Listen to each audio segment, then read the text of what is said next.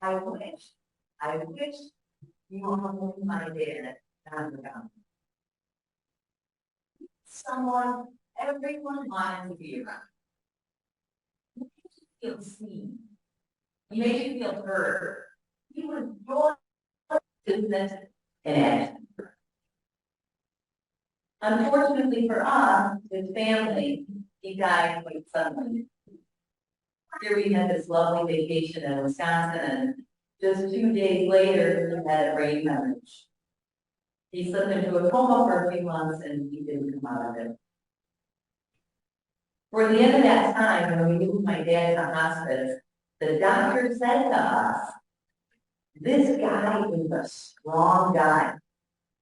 He's probably going to be here a while."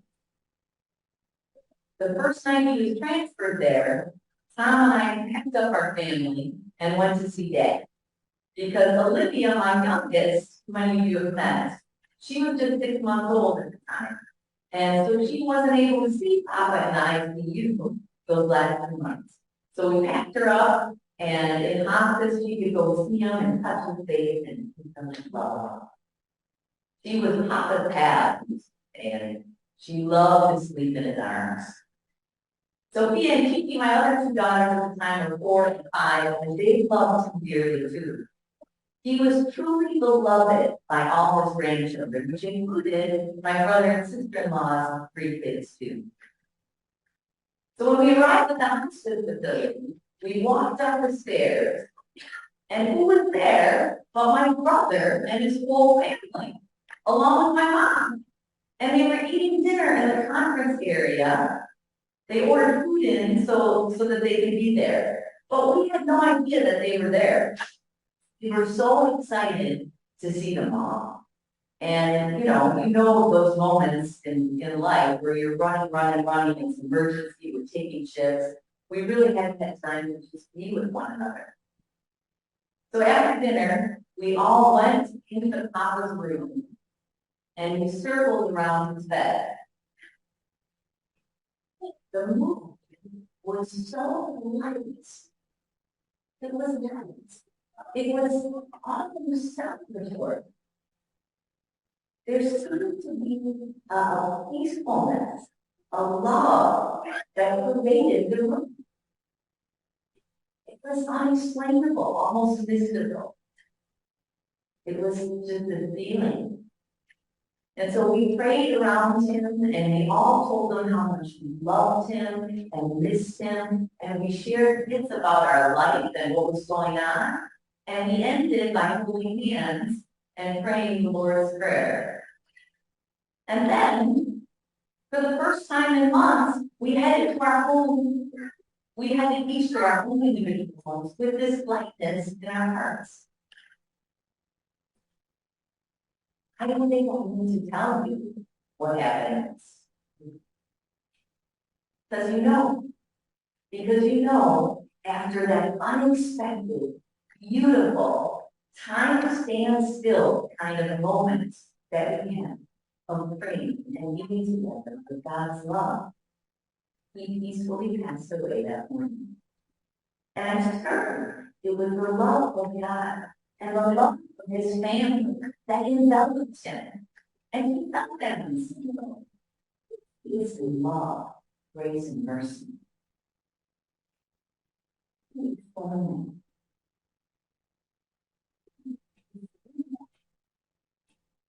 And we all experience great moments, those mystical, transformative, grace-filled moments.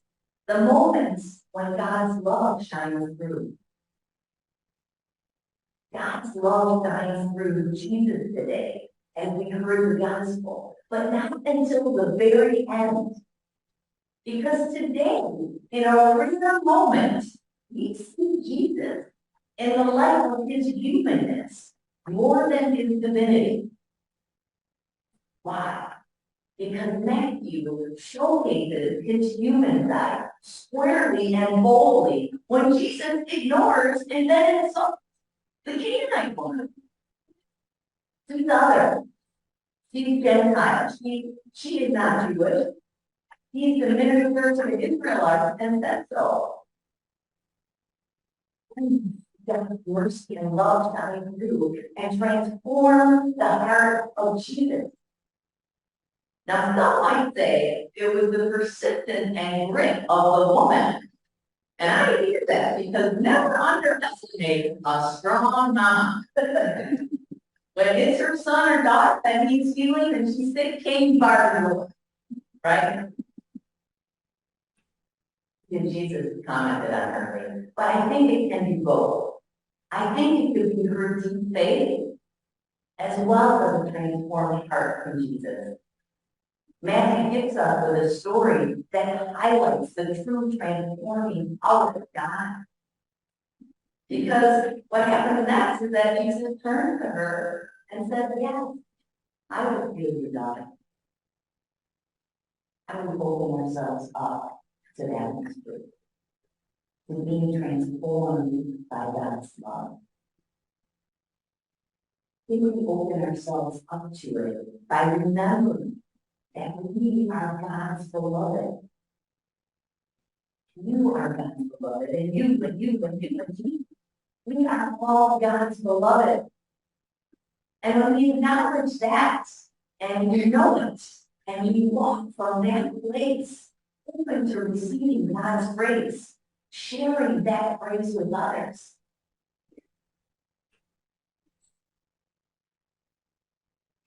Jesus in our gospel shows us how we are called to be in relationship with God, to bathe in God's love, to trust God's got our back, to deeply know that there is something beyond this earthly plane, beyond our jobs, our titles, our bank accounts, our houses, our cars, or our looks. Yet beyond those things resides the God's spirit of love deep within us. And it's that love that steadies us and infuses us with a love to transform the world. That's our faith we're called to. In fact, all of our readings today import us to live on this mystical life of God. Our first reading from Genesis shows us that love. Reverend Dr. Will Gaffney, a favorite theologian of mine, says, this is the story, Genesis story, in the beginning about Joseph and his brothers. She said, the story of Joseph's reunion with his brothers is among the most tender in all the scriptures. In all the scriptures. She's lying that. Why? Because Joseph's brothers sold Joseph into slavery. And Joseph rose to new heights of power in spite of that. His brothers don't even recognize him, or maybe feel too ashamed to recognize him because of what they did. In fact, his brothers could not answer him. So dismayed were they at his presence. Imagine them shaking in their boots when they realized who was before them.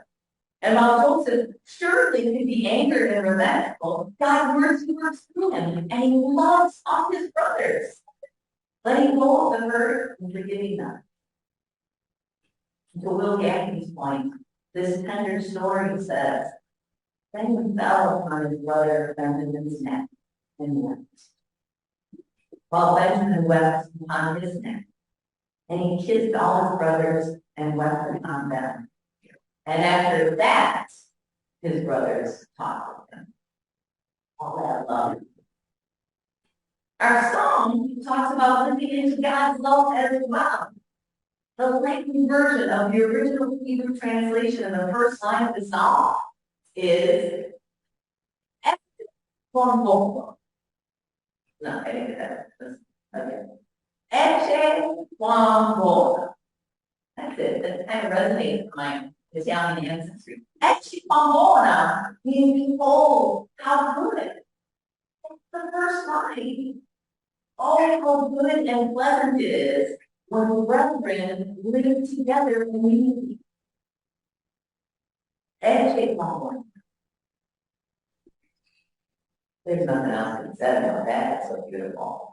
And finally, in Romans, our epistle, relating to us that God's mercy extends to everyone. The mystery of that mercy and the love of God does not just extend to the Israelites, or in our context, to just our little circles. We extend to everyone. Adopt to the one that knows us all. And that's the heart of it, friends. While we don't always have mystical moments like the one where we were surrounding my dad, we can continue our work for moving into the mystery and miraculousness of God's transformative love. In fact, our presence here on Sunday includes a path that helps us remember. Worshiping together helps us on the journey to live into our faith. When we receive communion, when we eat the bread and drink the wine, it's a reminder that the love of God exists within us. This week, maybe we can walk and move from that place, allowing God's love and mercy to guide our steps.